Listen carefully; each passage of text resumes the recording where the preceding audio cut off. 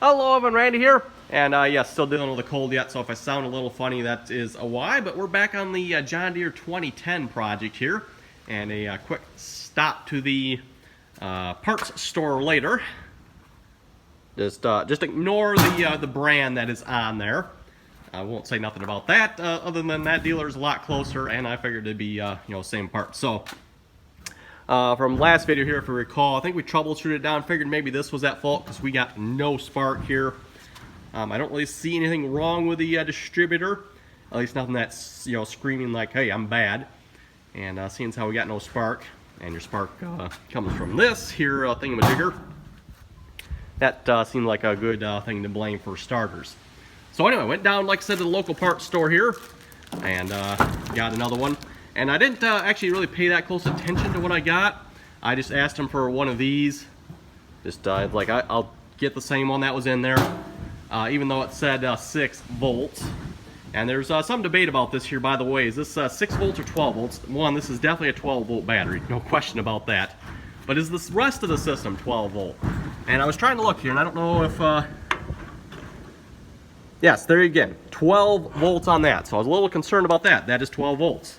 The starter, I'm almost positive, is 12 volts. So this appears to be a 12 volt system. Why it has a 6 volt coil pack in it though? Good question, don't know. But I asked him for another one of these. I didn't really pay attention to what they gave me. I actually just took it out of the box as I got here. It's like, oh crap, you know what? Started looking here, this is definitely a 12 volt system, and I got a 12 volt battery in it. I'm gonna have to go back and actually tell them I'm gonna need a 12 volt one. But it appears they didn't pay attention. They gave me a 12 volt one, so perfect. I'm gonna get this put in a minute here. We're gonna try cranking it over, see if we get any spark or not. I wonder what the rules are for putting C&H parts in a John Deere here. Well, if this video ends in a bolt of lightning, you folks know what happened. Okay, everyone, got the new ignition coil in there. We should be all set there, hopefully. So yes, I think we're ready for the moment of truth. I got my spark tester, aka timing light, hooked up here. And as I've said in a previous video, by the way, this timing light works great for a spark plug detector. It can detect spark, and that's obviously what it runs off, by the way. Timing light runs off your spark. So if you got no spark, guess what? Your timing light don't work. If you got spark, well, I don't care about the timing. I just look at the spark.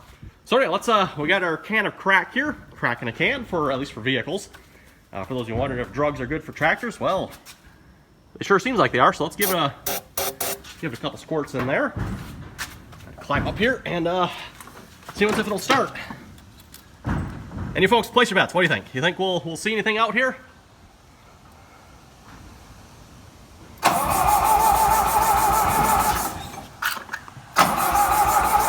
Looks like I still have no spark here, by the way.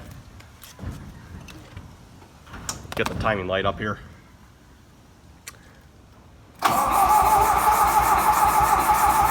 Okay, yeah, we still have no spark. Interesting. Okay, so what could be causing this then? Okay, well, everyone, going down the logical chain of progression here, at least to me anyway. We changed the coil out. No change. That really only leaves one thing left. The distributor and possibly the coil and the condenser here. I was wondering where those were in the last video. I didn't see them, and I didn't realize there was another, where did I put it here? Another cover. Wherever I put that other cover. Oh, there it is. It's on the distributor, yeah, okay. Anyway, that cover's on the distributor. Let's see if we can get that. Oh, well, it doesn't really matter. But the distributor here itself, I didn't think looked too bad with the rotor in there and the distributor itself. So I'm going to start with the points and condenser here, at least on the points end here. Let's see if you can get a focus on it. Yeah, it doesn't look the greatest here, especially this end here looks even worse yet. And that's after I scraped on it too yet. So, and who knows, condenser might not be any good. So anyway, I'm going to go back down to my local parts dealer, the New Holland dealer, and see if they got points and condensers. The New Holland dealer, by the way, is right around the corner. So, 5-minute trip versus a hour-long trip if I go to the John Deere dealer. Well, unfortunately, everyone, the New Holland dealer does not have parts, or at least they claim they don't have parts to fit this distributor. So unfortunately, we kind of struck out there. It doesn't look like we'll get this tractor going this video here either, but we are one step further than we were last time, I guess. I mean, at this point, we got no spark. There's only one thing left, the distributor here. The distributor does turn, by the way. I did check that, and well, I guess I can't. But anyway, we're going to try to get points, condenser, rotor, and distributor cap here. So we're just going to go for everything there, all 4 parts. Probably I'll just end up ordering it online. It's probably cheaper that way. Because even, you know, the coil here, paid basically twice the price for it in the store I could have gotten it for online. And, you know, a little shipping with that. And, you know, even with shipping, it's pretty hard to drive down to the dealer to pick the part up versus just having them shipped to you for that price. So yeah, I think we're going to probably look at that, get points, condenser, distributor, cap, and rotor, and I'll go from there. Like I said, it's the only thing left, I think. I don't think there's anything else left that will not allow a spark here. So, and that's pretty much what's standing in our way at this point. Now, there might be something else wrong, could be, but we definitely got a no spark situation. So, again, John Deere 2010, trying to get it running here. It's definitely been a lot of work here so far for those who didn't watch the last video. Mostly just a lot of little odds and ends that needed to be cleaned up, fixed up on this tractor to get it going. Also, probably a good thing now too, we got a 12-volt coil in it as opposed to, you know, the 6-volt that appears to have been in it before. That probably wasn't good.